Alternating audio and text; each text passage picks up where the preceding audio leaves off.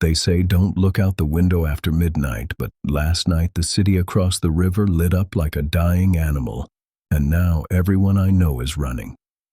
I used to work swing shift at the Shop Smart on Jefferson, mostly unloading trucks, nothing fancy.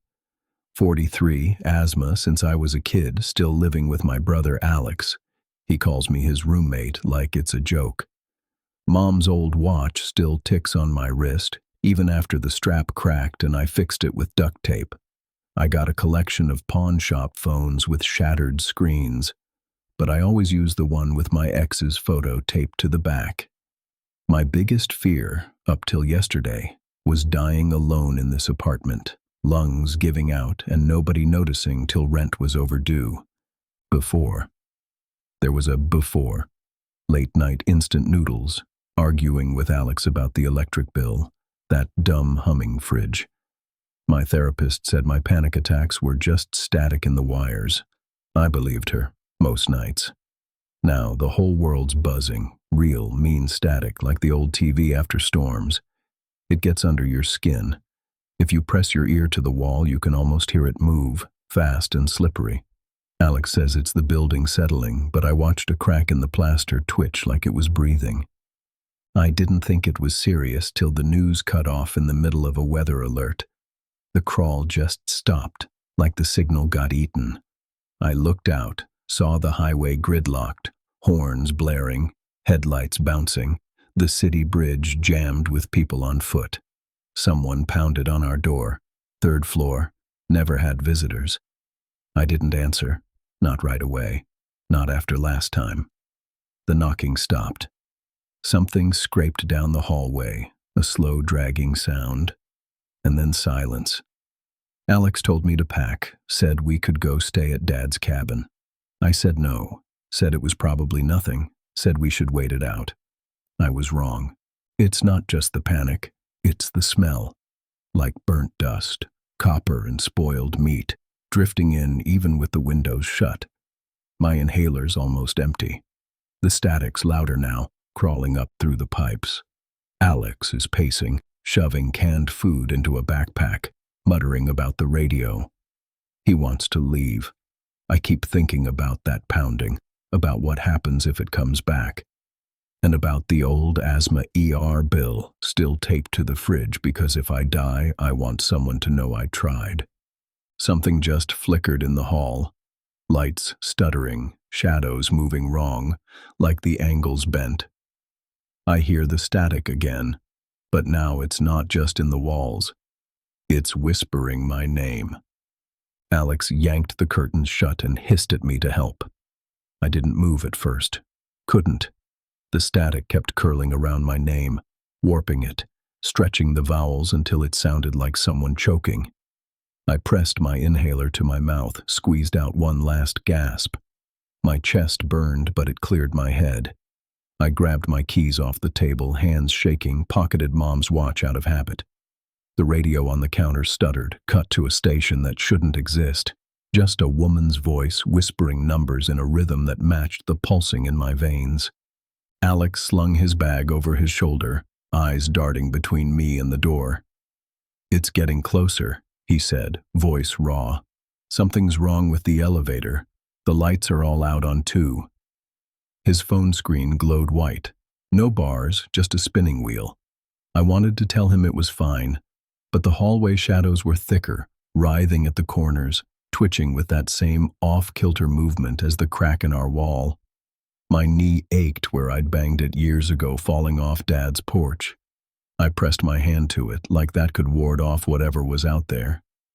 We crept to the door, listening for footsteps. Instead, there was a grinding sound, like something metal chewing through old wires. Alex mouthed, "Stairs," and eased the deadbolt. I stuffed the inhaler deep in my pocket, thinking about the bill, how I'd hidden it when Dad visited last Christmas, how it's always there, accusing, even now. We slipped into the corridor. The air tasted like pennies and burnt toast. My socks slid a little on the linoleum. Down the hall, apartment 305's door stood open, the number hanging by one screw. Inside, someone's TV glowed blue in the dark, flickering with that same endless static. Halfway to the stairwell, we froze. A figure stood by the elevator, facing the doors. He wore a parka, arms limp, head canted at an impossible angle. The static swelled, drowning out my pulse, and the smell, sharper now, like scorched coins, rushed up my nose. Alex reached for my sleeve, fingers digging in, and I remembered being 12, him daring me to sneak into the old meat locker at the edge of town. I'd chickened out, but tonight there was nowhere to run. The figure jerked, twisting as if yanked by a wire. Its neck snapped straight and its eyes flicked open, milky and wide. Alex dragged me backward. We bolted for the stairs. The thing by the elevator didn't chase us, but its jaw dropped open, and that same garbled, static-crushed whisper poured out. My name, repeated, chopped into pieces. We stumbled down the stairs, skipping steps, slamming through the exit into the back alley. The city was louder out here. Sirens wailing, engines revving, people shouting, car alarms going off all at once. I clutched Mom's patched-up watch, feeling it ticking like a heart in my fist. Above us, apartment windows flickered, some faces staring down, others pressed against the glass, watching. Alex gasped. Which way? I looked at the street and saw that every car in sight was pointed out of the city. Abandoned, headlights still on, doors hanging open. Even the stray dog from Jefferson, old Mutt with one ear, was limping toward the bridge, tail down. My breath wheezed in my throat. The static followed us, echoing off brick and metal, getting sharper, hungry. We didn't have time to argue. I picked a direction, toward Dad's cabin north, away from the river, and started running. Alex followed, and behind us, the building's lobby lights fizzed and died one by one. Over the traffic, I heard the city siren cut out, and in the sudden hush, something else started howling back. The howl bled through the air, higher than a siren, too broken and wet to be a voice. I glanced over my shoulder once. The street behind us was clogged with people stumbling in the same daze, some clutching bags or kids, some dragging their feet like sleepwalkers. Shadows jumped and twisted under the streetlights, but nobody looked back. Not even me. My chest started to tighten, cold in my lungs. I fumbled for my inhaler, found only the sticky, empty canister. The smell thickened, sharp as a fistful of pennies. Alex saw my face and grabbed my arm, practically hauling me up the sidewalk. We skirted a shattered bus shelter, glass crunching under our sneakers, and a city bus rolled by without a driver, doors flapping open and shut. Inside, the seats were empty except for someone's purse and a single child-sized shoe. A kid's ringtone cut through the static, a high, synthetic melody. The sound came from somewhere up ahead, but nobody stopped. It played and played, skipping every third note like a scratched disc. For a moment I pictured the cracked phone at home with Mia's picture on the back, wondered if her ringtone was still saved under my name, wondered if she'd pick up if I called, if there was even anyone left to answer. The farther we ran, the more the world seemed to flatten. Street signs bent the wrong direction, storefronts flickered like bad dreams. Alex kept glancing back, knuckles white on the straps of his backpack. I realized he was saying my name, fast, over and over, trying to keep me from slipping. It was hard to hear him over the buzzing. I dug my nails into my palm and pushed forward, following a string of people toward the on-ramp for Route 17, the only way north. As we hit the ramp, the crowd surged and pressed in tight. Someone shouted about a blockade, but most just kept moving, eyes fixed straight ahead. The static pulsed louder, throbbing under my skin. Up ahead, police cruisers were parked sideways, doors open, no officers in sight. Orange barrels marked a lane, but the tape fluttered useless, shredded by wind or hands. A man near the barricade started screaming, pointing at the sky. Above us, the clouds split and flickered with pale, blinking light, almost like Morse code. Alex tried to pull me around the line of cars, but I tripped on the curb, knees slamming hard into the pavement. My old scar broke open, stinging. He hauled me up, cursing, and the crowd surged again, people tripping, crying out, climbing over the cars in panic. A radio in one cruiser hissed to life, a voice blaring out numbers, and then, just for a second, my name, warped and swallowed by the static. Alex looked at me, face white. "It knows us," he said. The clouds flashed again. Someone started pounding on the hood of a car, yelling for the blockade to open. I realized I was still holding Mom's watch, thumb pressed so hard against the cracked glass I nearly broke it. The line broke. People started to run. I grabbed Alex's hand and followed, plunging into the night as something heavy slammed into the barricade behind us, metal buckling, the air splitting with the sound of all those voices, mine among them, calling, begging, howling for a way out. We sprinted, the crowd tearing itself apart in the scramble for the highway. Alex kept his grip on my wrist, practically dragging me over twisted guardrails around wrecks still humming with static from blown radios. My chest locked up tight. Each step sent jolts through my busted knee. I could barely see through the haze, dust, exhaust, maybe something worse. But I could hear sirens dying, engines failing, the buzz rising up and flattening everything.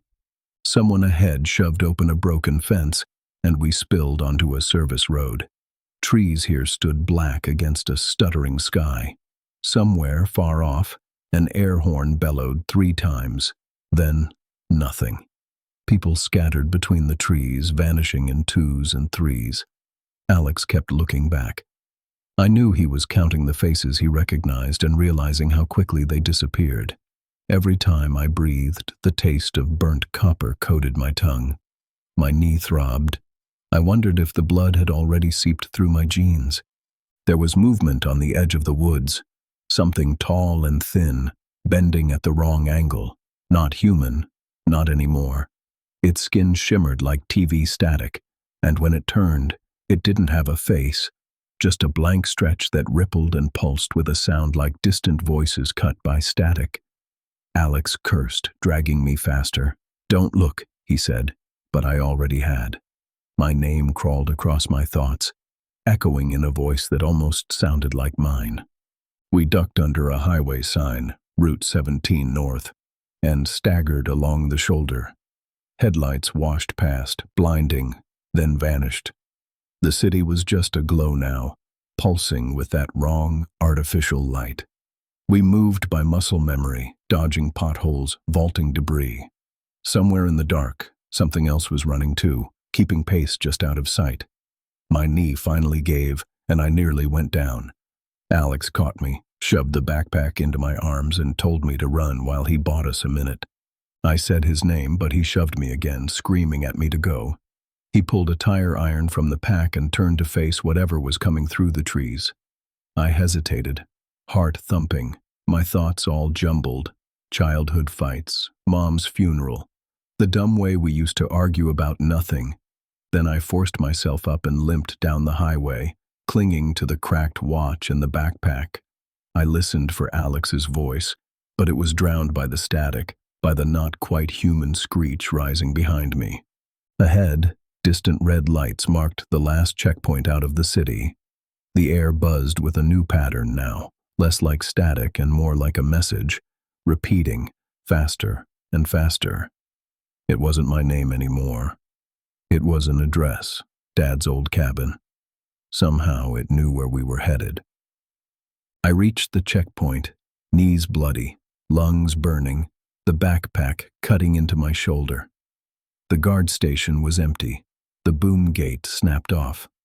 For a second, I thought I saw someone inside, but when I blinked, there was nothing, just a radio blaring white noise and the watch's second hand ticking in time. I stood on the edge of the forest, the city's glow dying behind me, and realized there wasn't a last safe place, just a path out if you were willing to run. I clutched the watch, whispered Alex's name, and stepped forward, never once looking back.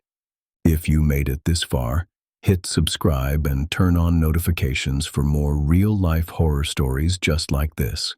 Drop a comment if you'd survive a night like this, and remember, sometimes the last safe place is already gone. Stay alert. Stay alive. See you in the next nightmare.